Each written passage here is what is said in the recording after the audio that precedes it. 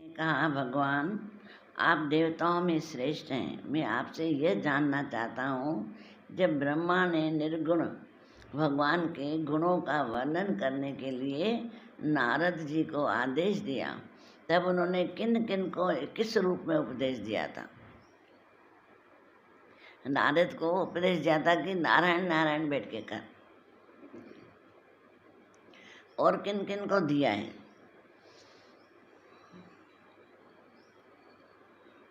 एक तो अचिंत शक्तियों के आश्रय भगवान की कथाएं ही लोगों का परम मंगल करने वाली है। एक तो जो अच्युत पार ब्रह्म है, अच्युत माना माया से अलग शक्तियां हैं वो परमात्मा की, जो भगवान का आसरा लेता है, जो भगवान के ही गुणगान करता है, उसका मंगल कार्य होता है, जीवन मंगलमय होता है। दूसरे देव ऋषि नारद का सबको भगवान दर्शन कराने का स्वभाव है। दूसरा देव ऋषि नारद को जो सबको भगवान का दर्शन कराता है। अवश्य आप उसकी बातें मुझे सुनाइए। माँ भाग्यवान सुखदेव जी, आप मुझे ऐसा उपदेश कीजिए, मैं अपने आसक्त रहित मन को सर्वात्मिक भगवान श्री कृष्ण में तन्मय करके अपना शरीर छोड़ सकूं। हे सुखदेव जी, माँ भाग्यवान, हे सुखदेव जी, अब कैसे बात लैंग्वेज देखो। आप मुझे ऐसा उपदेश कीजिए कि मैं अपने आसक्त रहे तो मन को सर्वात्मा भगवान श्री कृष्ण में तन्मय हो जाऊं। तन्मय माने एक रस हो जाऊं, भगवान में खो जाऊं, फिर मैं अपना शरीर छोड़ सकूं। जो लोग उनकी लीलाओं का श्रद्धा के साथ नित्य श्रवण और कथन करते हैं, उनके हृदय में थोड़े ही समय में भगवान प्रकट हो जाते हैं। जो सारा दिन शुक्राने गाते रहते हैं, जो उनकी कथाएं गाते रहते हैं, उनका भगवान उनके हृदय में थोड़े समय प्रकट हो जाते हैं। श्री कृष्ण कान के चिंतनों द्वारा अपने भक्तों के भाव में हृदय कमल पर जाकर बैठ जाते हैं, और जैसे शरद ऋतु जल का गंदापन मिटा देता है, वैसे ही भक्तों के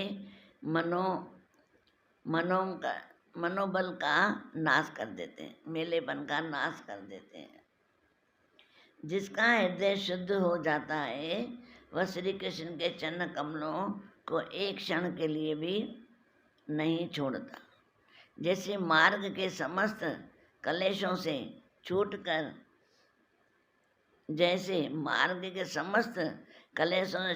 घर आया हुआ पथिक अपने घरों को नहीं छोड़ता, भगवान जीव का पंचभूतों के साथ कोई संबंध नहीं है, फिर भी उसका शरीर पंचभूतों से ही बनता है।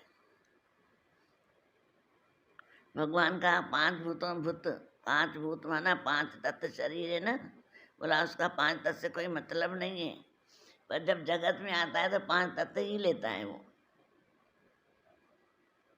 क्योंकि शरीर धारण करता है ना, तो वो 5 तत्व ही लेता है फिर, और 5 तत्वों का ही बनता है शरीर, उसका भी भगवान का भी 5 तत्वों से ही बनता है। तो क्या स्वभाव से ही ऐसा होता है क्या? नहीं। 5 भूतों में आकर अपना स्वभाव कंट्रोल में रखता है कृष्ण भगवान। हम 5 भूतों में आकर स्वभाव अपना खराब कर देते हैं। वो भी आके जगत में रहा, हम भी जगत में रह रहे हैं, पर उसने अपने ऊपर जगत का रंग नहीं लगने दिया, क्योंकि पता है मेरी माया है, मुझे कभी भी ढक नहीं सकती। हम ढक जाते हैं। अगर हम भी कृष्ण भगवान जैसे बोले, मैं आत्मा हूँ, अजर हूँ, अमर हूँ, अविनाशी हूँ, ये शरीर तीनों कालों में नहीं हूँ, त्रिगुणी माया में नहीं हूँ। त्रिगुणी माया माना रज्जो सत्तो तमो, रज्जो और तमो में सारी जिंदगी गुजरती है। जब सत्तो आता है तो भगवान की भक्ति करते हैं, पर संसार में आकर हम पूरा जीवन ही माया में गवा देते हैं। शरीर 5 भूतों से ही बनता है, तो क्या स्वभाव से ही ऐसा होता है, अथवा किसी कारणवश आप इस बात का मर्म पूर्ण रीति से जानते हैं? आपने बताया कि भगवान की नाभि से वह कमल प्रकट हुआ जिसमें लोकों की रचना हुई। यह जीव अपने सीमित अवयवों जैसे परिचिन्न है, वैसे ही अपने परमात्मा को भी सीमित जानते हैं। ये क्या बात है? जिनकी कृपा से सर्वभूतमय ब्रह्मा जी प्राणियों की सृष्टि करते हैं, जिसके नाभि कमल से पैदा होने पर भी उनकी कृपा से ही ये उनके रूप का दर्शन कर सकते हैं। ये संसार की स्थिति उत्पन्न और प्रलय के लिए सर्वथा अंतर्यामी और माया के स्वामी परम पुरुष परमात्मा अपनी माया का त्याग करके किसमें किस रूप में शयन करते हैं। पहले आपने बताया था कि विराट पुरुष के अंगों से लोक और लोकपालकों की रचना हुई, और फिर यह भी बताया कि लोक और लोकपालकों के रूप में उसके अंगों की कल्पना हुई। इन दोनों बातों का तात्पर्य क्या है? कि भगवान के अंगों से दुनिया पैदा हुई है और उसके अंगों की किस में किस रूप में शयन करते हैं। पहले आपने बताया था कि विराट पुरुष के अंगों से लोक और लोकपालकों की रचना हुई, और फिर यह भी बताया कि लोक और लोकपालकों के रूप में उसके अंगों की कल्पना हुई। इन दोनों बातों का तात्पर्य क्या है? कि भगवान के अंगों से दुनिया पैदा हुई है और उसके अंगों की कल्पना हुई है, संकल्पों से हुई है। महाकल्प और उसके अंतर्गत कल्प कितने हैं? भूत, भविष्य और वर्तमान। भूत, भविष्य और वर्तमान 3 है। भूत माना जो जिंदगी पहले अगले जन्म में गुजर चुकी है, भूत। भविष्य जो हम करते आए हैं, और भूत, भविष्य, वर्तमान जो आज चल रहा है, इसको वर्तमान बोला गया है। जो 1 मिनट पहले हो गया वो भविष्य है। भूत, भविष्य में हम जो जो कर रहे हैं वो वर्तमान काल में अनुसार किस प्रकार किया जाता है। क्या स्थूल देह अभिमानी जीवों की आयु भी बधी हुई है? ब्रह्म सृष्टि काल की सूक्ष्म गति आदि स्थूल गति किस प्रकार से जानी है? तो देव, मनुष्य आदि योनियाँ सत्य रज तम, रजो सतो तमो 3 गुणों से पैदा हुई। 3 गुणा अतीत हो जाओ, त्रिगुणा अतीत हो जाओ, तीनों गुणों से न्यारे हो जाओ।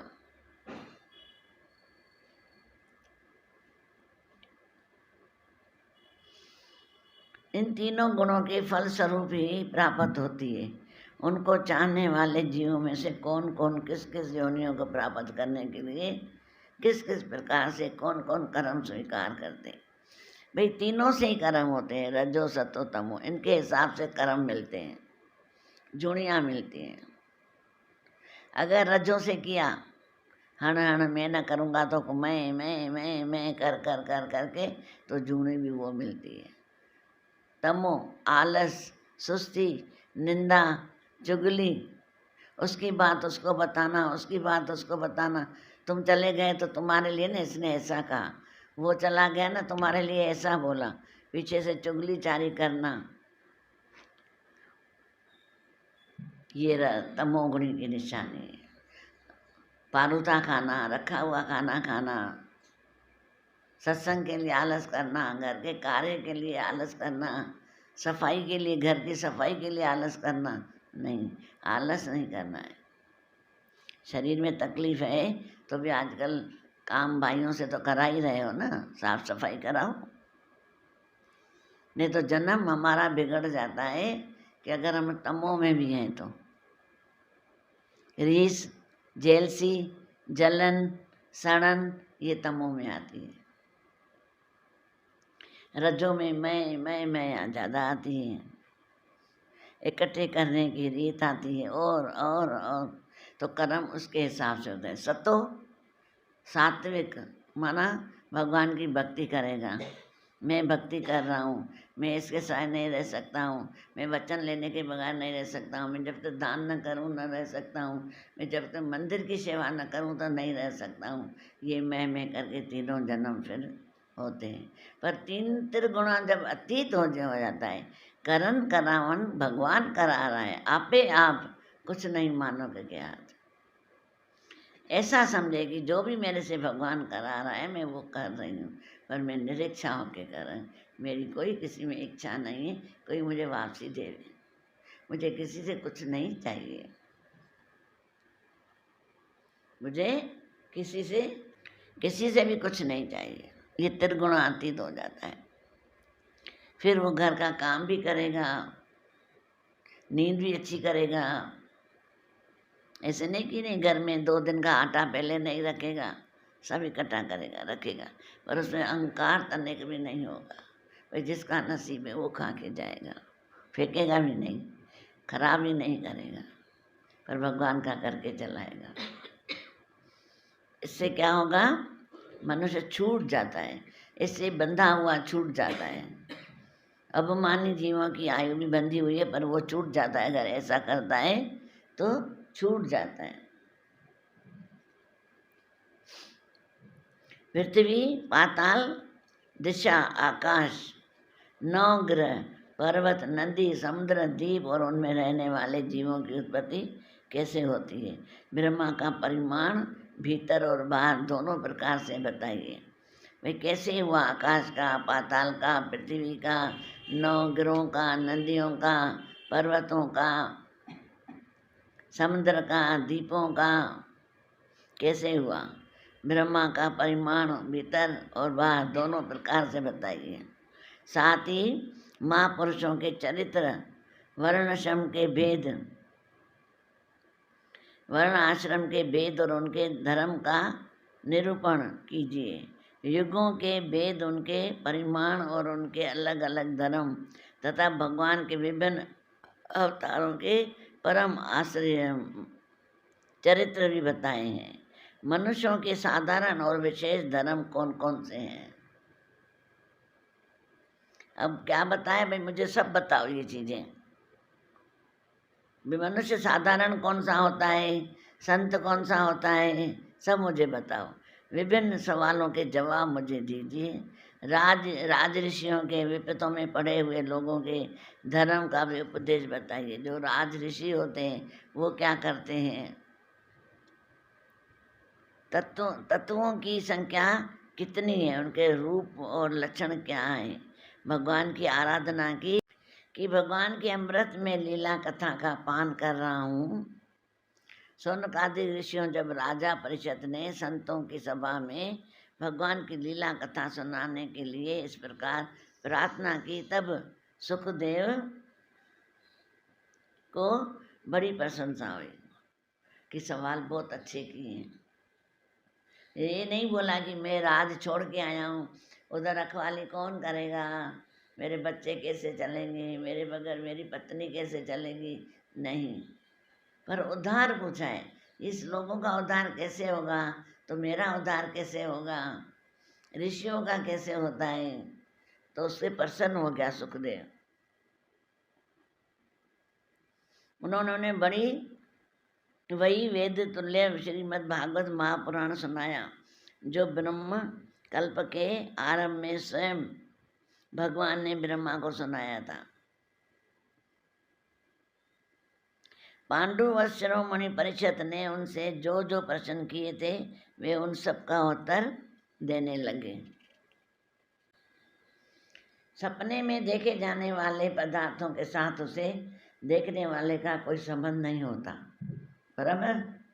जो अपन सपने में देखते हैं, सोना चांदी पैसे मौत, उसका कोई भी मतलब नहीं होता है। ये कौन बोल रहा है, सुखदेव जी ने कहा परिषद को। जैसे सपने में देखे जाने वाले पदार्थों के साथ उसे देखने वाले का कोई संबंध नहीं होता, वैसे ही देह अध्यासी से अतीत अनुभव रूप आत्मा का माया के बिना दृश्य पदार्थों के साथ कोई संबंध नहीं होता। जो आध्यात्मिकता में होता है वो देह के पदार्थों में नहीं जाता है। ये देह सुख ले रहा है जितना इसका नसीब है, न हिर्स है, न हवस है, न लोभ है, पर जितना मिला है मेहनत से उतना उसको खिलाता है। किंतु जब ये गुणों को सूक्ष्म करने वाले काल और मोह उत्पन्न करने वाली माया इन दोनों से परे अपने अनंत स्वरूप में मोह रहित होकर रमण करने लगता है तो आत्म राम हो जाता है। अगर यही इंसान संसार में रह करके दोनों से परे शरीर और माया, शरीर जो सुविधा सुख मिला है, जो सुविधाएं पदार्थ मिले, ये माया है सुख जो मिले हैं, और ये शरीर है सुख है एक, तो ये दोनों से परे रहता है, आसक्ति नहीं डालता। सेवा भी करेगा इसकी, खिलाएगा भी, पर आसक्ति नहीं डालेगा। इन दोनों से परे अपने अनंत स्वरूप में मोह रहित होकर रमण करने लगता है, आत्म राम हो जाता है। तब यह मैं मेरे का भाव छोड़कर पूर्ण उदासीन माना वैराग वृत्ति में रहता है। गुणा अतीत तीनों गुणों से न्यारा रहता है, त्रिगुणातीत हो जाता है। ब्रह्मा जी की निष्कपट तपस्या से प्रसन्न होकर भगवान ने उन्हें अपने रूप का दर्शन कराया और आत्म स्वरूप के ज्ञान के लिए उन्हें परम सत्य परमार्थ वस्तु का उपदेश किया। वही बात मैं तुम्हें सुनाता हूँ कि जो ऐसा होता है उनको आके भगवान को दर्शन देता है। जो त्रिगुणातीत है, जो शरीर और माया से दोनों से न्यारे रहते हैं, आसक्त रहते हैं, कपट नहीं है, वो उदासीन रहते हैं। तीनों लोगों के परम गुरु आदि देव ब्रह्मा जी अपने जन्म स्थान कमल पर बैठकर सृष्टि करने की इच्छा से विचार करने लगे, परंतु जिस ज्ञान दृष्टि से सृष्टि का निर्माण हो सकता था, जो सृष्टि व्यापार के लिए वांछित नहीं है, वह दृष्टि उन्हें प्राप्त नहीं हुई। मैं संसार कैसे पैदा करूं? चारों तरफ पानी पानी है, कैसे करूं? भगवान ने ऐलान किया तुम सृष्टि पैदा करो, कैसे करूं मैं सृष्टि? उसको कुछ समझ में ही नहीं आ रहा था। एक दिन में वे चिंता कर रहे थे कि प्रलय के समुद्र में उन्होंने व्यंजनों के 16वें और 21वें अक्षर तथा प को तप तप तप करो इस प्रकार 2 बार सुना। त प तप तप तप करो, वो बैठ गया वहाँ तप लगाने। महात्मा लोग इस तप को ही त्यागियों का धन मानते हैं। तभी जो महात्मा हैं, जो लोग होते हैं ना, ये शास्त्रों से पढ़कर तप ले लिया है और तप बैठ के करते हैं। और दादा भगवान ने घूमते फिरते तप कराया है। जब फ्री हो जाओ 2 मिनट भी तप करो अपना। हमको ज़ुबान का तप दे दिया गुरु ने, आँखों का तप दे दिया, कानों का तप दे दिया। गिलानी नहीं करो, चुगल चोरी नहीं करो, ये तप है। ज़्यादा नहीं बोलो दुनिया से, बकशक नहीं करो, ये तप है। भगवान की भक्ति की बातें करो। यह सुनकर ब्रह्मा जी ने वक्ता को देखने की इच्छा से चारों ओर देखा, परंतु वहाँ दूसरा कोई दिखाई न पड़ा। वे अपने कमल पर बैठ गए और मुझे तप करने की प्रत्यक्ष आज्ञा मिली है, ऐसा निश्चय कर उसमें अपना हित समझकर उन्होंने अपने मन को तपस्या में लगा दिया। एक अक्षर मिला, आवाज आई। ब्रह्मा जी तपस्वियों में सबसे बड़े तपस्वी हैं। उनका ज्ञान अमोघ है। उन्होंने उस समय एक शस्त्र दिव्य वर्ष परंतु एकांत चित्त से अपने प्राण मन कर्म इंद्रियां और ज्ञान इंद्रियों 10 इंद्रियों को अपने वश में करके बैठ गया, जिससे समस्त लोगों को प्रकाश करने में समर्थ हो सके। उनकी तपस्या से प्रसन्न होकर भगवान ने अपना वह लोक दिखाया जो सबसे श्रेष्ठ है, जिससे परे कोई दूसरा लोक नहीं है। उस लोक में किसी भी प्रकार के कलेश मोह भय नहीं है। उनका उज्ज्वल भाव से युक्त श्याम शरीर, शल दल कमल के समान कोमल नेत्र और पीले रंग के वस्त्र के शोभ्यमान अंग अंग से राशि सौंदर्य बिखरता रहता है। वे कोमलता की मूर्ति हैं, सभी की चार चार भुजाएं, वे स्वयं तो अत्यंत तेजस्वी हैं ही हैं। मणि जटिल स्वर्ण के आभूषण भी धारण किए रहते हैं। उनकी छवि मूंगे व्यग्रमणि और कमल के उज्ज्वल तंतु समान है। उनके कानों में कुंडल, समस्त कर पर मुकुट और कंठ में मालाएं शोभ्यमान हैं। जिस प्रकार आकाश बिजली सहित बादलों से शोभ्यमान लगता है, वैसे ही वह लोक मनोहर कामनियों की कांति से युक्त महात्मा के युक्त तेजोमय विमानों से स्थान स्थान पर शोभित होता रहता है।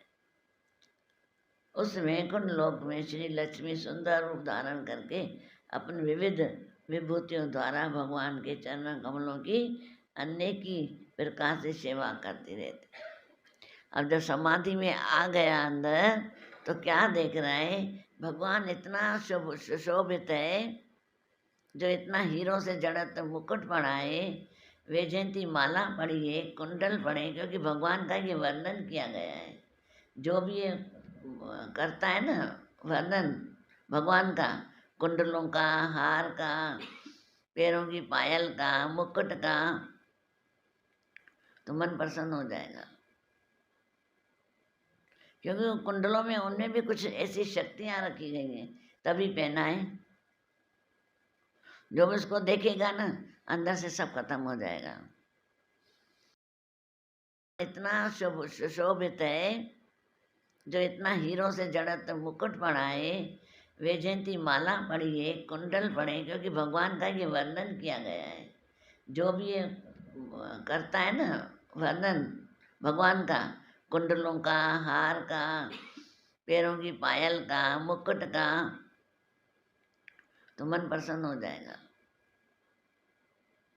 क्योंकि कुंडलों में उनमें भी कुछ ऐसी शक्तियाँ रखी गई हैं, तभी पहना है। जो भी उसको देखेगा ना, अंदर से सब खत्म हो जाएगा। तभी बोला है कि जो भी इन मस्तक के मुकुट धारण है और कंठ में माला शोभ्यमान है, ये वैसे ही लोक मनोहर कामनियों की क्रांति है। तो इस तेजस्वी, इतना तेज रूप है भगवान का, जो लक्ष्मी वैकुंठ में बैठा है भगवान, और लक्ष्मी जी सुंदर रूप धारण करके अपने विविध विभूतियों द्वारा भगवान के चरणों कमलों की अनेकों प्रकार से सेवा करती रहती है। ऐसा दृश्य देखा। कभी कभी जब वे झूले पर बैठकर अपने प्रियतम भगवान की लीलाओं का गायन करने लगती है, तब उनके सौंदर्य और सुरभ से उन्नति होकर भौरे स्वयं उन लक्ष्मी जी का गुणगान करने लगते हैं। लक्ष्मी भी नारायण का गुणगान करती है। क्या तो मुकुट पड़ा है, क्या तो कुंडल है, क्या तो हार है, क्या तो सर्प की छाया है, क्या तो सुशोभित लग रहे हैं। यही बात चलती है ना, लखवार करा शुक्राना, मीरा भगवान बोलते हैं ना, यही बोलते हैं, लखवार करो शुक्राना। फिर भी थोड़ा है, तभी बोला है। शुक्राना करते करते, उनकी लीलाएं गाते गाते को जाके बड़ा तप है, पर पराई पचर करते करते ये बड़ा नरक है। ब्रह्मा जी ने देखा उन दिव्य लोकों में समस्त भक्तों के रक्षक लक्ष्मीपति, यज्ञपति एवं विश्वपति भगवान विराजमान है। सुनत, नंदन, परबल और हरण आदि मुख्य मुख्य पारदर्श गण उन प्रभु की सेवा कर रहे हैं। पारदर्श गण होते हैं ना, भगवान की सेवा कर रहे हैं। उनका मुख कमल प्रसाद मधुर मुस्कान से युक्त है। क्या तो उसकी मुस्कान है भगवान की, भरपूर मुस्कान है भगवान की। वो मुस्कान देखने से ही इंसान खो जाता है, ऐसी मुस्कान है। आँखों में लाल लाल डोरियाँ हैं, बड़ी मोहिक है, मधुर चितवन है। ऐसा जान पड़ता है कि अभी अभी अपने प्रेमी भक्त को अपना सर्वस्त्र दे देंगे। सिर पर मुकुट, कानों में कुंडल, कंधे पर पीतांबर जगमगा रहे हैं।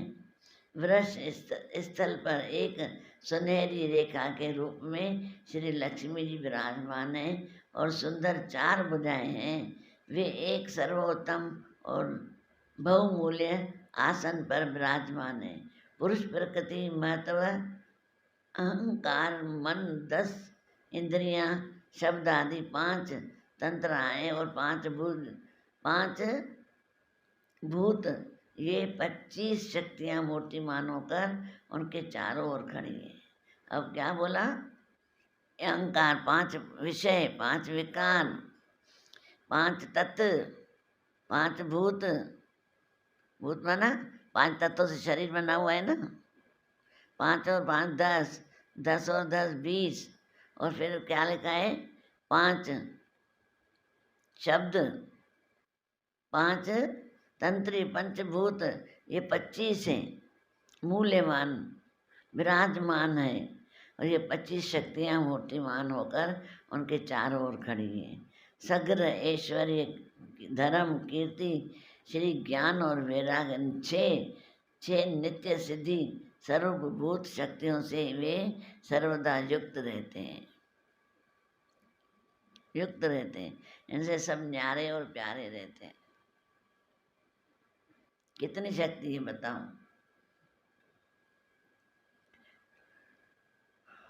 उनका सर्वेश्वर प्रभु अपने नित्य आनंदमय रूप में ही नित्य निरंतर निर्मगन रहते हैं। उनका दर्शन करते ही ब्रह्मा जी का हृदय आनंद के उदक से लबालब भर गया। शरीर पुलकित हो उठा, नेत्रों में प्रेमाण छलक आए। ब्रह्मा जी ने भगवान के उन चरणों कमलों में, जो परम हंसों के निवृत्त मृगन में प्राप्त हो सकते हैं, सिर झुकाकर प्रणाम किया। ब्रह्मा जी ने प्यारे भगवान अपने प्रिय ब्रह्मा को प्रेम और दर्शन के आनंद में निर्मगन, शरणागत तथा प्रजा सृष्टि के लिए आदेश देने के योग्य देखकर बहुत प्रसन्न हुए। उन्होंने ब्रह्मा से हाथ मिलाया तथा मंद मुस्कुराने से अलंकृत वाणी में कहा। भगवान ने हाथ मिलाया, मुस्कुराए और उनको वाणी कही है कि श्री भगवान ने कहा, ब्रह्मा जी, तुम्हारे हृदय में तो समस्त वेदों का ज्ञान विराजमान है। तुमने सृष्टि रचने की इच्छा से चिरकाल तक तपस्या करके मुझे भली भांति संतुष्ट कर लिया है। तुम्हारी तपस्या फलीभूत हो गई। ब्रह्मा को भगवान बोल रहा है। मन में कपट रखकर योग आसन करने वाले मुझे कभी प्रसन्न नहीं कर सकते। तुम्हारा कल्याण हो। तुम्हारी जो अभिलाषा है वही वर मुझसे मांग लो। जो तुम्हारे को चाहिए वो मुझसे मांग लो, क्योंकि मैं मुँह मांगी वस्तु देने में समर्थ हूँ। ब्रह्मा जी जीव के समस्त कल्याण की साधन सुनकर मेरा, और तूने तप करना चालू कर दिया। मेरे को तो तूने देखा भी नहीं था। लोगों का दर्शन हुआ है। तुम उस समय सृष्टि रचना का कर्म करने में कर्तारत मूड हो रहे थे, इससे मैंने तुम्हें तपस्या करने की आज्ञा दी। भाई तुम मुझ रहे थे, मैं कैसे जगत पैदा करूँगा? तभी मैंने बोला तप करो, तप करो। इससे मैंने तुम्हें तपस्या करने की आज्ञा दी थी, क्योंकि निष्पाप तपस्या मेरा हृदय है और मैं स्वयं तपस्या का आत्मा हूँ। निष्पाप मेरा तपस्या का हृदय है। जो तपस्या करता है ना निष्पाप होके, उसके हृदय में मैं विराजमान रहता हूँ। मैं तपस्वियों से ही इस संसार की सृष्टि रचता हूँ। तपस्या से ही इनका धारण पोषण करता हूँ और फिर तपस्या में इसे अपने में लीन कर लेता हूँ। तपस्या मेरी एक दुर्लभ शक्ति है। ब्रह्मा जी ने कहा, भगवान आप समस्त प्राणियों के अंतःकरण में साक्षी रूप से विराजमान रहते हैं। आप अपने अपरितम ज्ञान से यह जानते ही हैं कि मैं क्या करना चाहता हूँ। नाथ, आप कृपा करके मुझ याचक की यह मांग पूरी कीजिए। मैं रूप रहित आपके सरगुण और निर्गुण दोनों ही रूपों को जान सकूं कि निराकार क्या है और साकार क्या है। निर्गुण और साकार भगवान के दो रूप हैं। भजन चलता है ना, एक राम के दो दो रूप मिले, एक राम गुरु एक राम गुरु, एक निराकार है एक साकार। तो मैं जान सकूं कि दोनों रूपों को मैं जान सकूं, ऐसा कहकर इस प्रकार आप पालन और संकार करने वाले हैं। आप इस प्रकार आप कैसे करते हैं, इस मर्म को मैं जान सकूं, ऐसा ज्ञान आप मुझे दीजिए। ऐसा ज्ञान मुझे दीजिए ताकि मैं दुनिया पैदा करके उनमें भी ये भर सकूं। आप मुझ पर ऐसी कृपा कीजिए कि मैं सजग रहकर सावधानी से आपकी आज्ञा का पालन कर सकूं और सृष्टि की रचना करते समय भी कर्तापन आदि के अभिमान से बंध न जाऊं। भाई मैं कितना भी कार्य करूं आपका, पर मैं अहंकार ना मैं बंध न जाऊं, मेरा मेरा न कहूं। प्रभु, आपने एक मित्र समान हाथ पकड़कर मुझे अपना मित्र स्वीकार किया है। हे प्रभु, आपने मुझे मित्र बनाया है, हाथ पकड़ा है, अपना मित्र स्वीकार किया है। अब अंत में, अब जब मैं आपकी इस सेवा सृष्टि रचना में लगूं और सावधानी से पूर्ण सृष्टि के गुण कर्मानुसार जीवों का विभाजन करने लगूं, तब कहीं अपने को जन्म कर्म से स्वतंत्र मानकर परबल अभिमान न कर बैठूं। आप रक्षा करना। आया समझ में कि मैं इतना संसार बनाऊंगी पर मैं अहंकार न कर बैठूं। हम तो थोड़े थोड़े में अहंकार करते हैं। थोड़ी सी ज्ञान सुनाया अहंकार, सेवा किसी की तो अहंकार, भजन सुनाया तो अहंकार, और किसी ने एक शब्द बोल दिया, क्यों मैं सत्संग में क्या शब्द सुनने आई हूँ किसी के? अरे ब्रह्म ज्ञानी घोरे फेंक देता है। क्या समझते हो ब्रह्म ज्ञान को? जो भी तुम्हारे लिए गलत बोल भी रहा है ना, तुम गलत नहीं हो, अपने ऊपर घोर के फेंक दो। ऐसे तो बोलते माँ घोर थी वञा, माँ हीअं थी वञा, ऐसे ऐसे करते रहते हो। तो जब तुम्हारी निंदा कराए उस टाइम करके दिखाओ, तभी माने हम। गुरु की ऐसी भक्ति करा रहा है तो ये भी तो तप है ना। अगर तुम किसी के कहने में गुस्सा नहीं खाया, अहंकार नहीं किया, तो ये तप बड़ा है ना, कि वो तप बड़ा हुआ। तो अपना अपना ध्यान रखना, श्रेष्ठ बनो और कायर नहीं बनो, क्योंकि ब्रह्म ज्ञानी कायर नहीं होता है, वो श्रेष्ठ होता है, सर्वश्रेष्ठ। सर्वश्रेष्ठ क्यों बोला है? कि सर्व से न्यारा और प्यारा होता है ब्रह्म ज्ञानी। किसी के शब्दों में न अटकता है, न किसी को शब्द बोलता है। शांत चित्त, बिल्कुल शांति आ जाए, यही बड़ी तपस्या है। सबको हरिओम।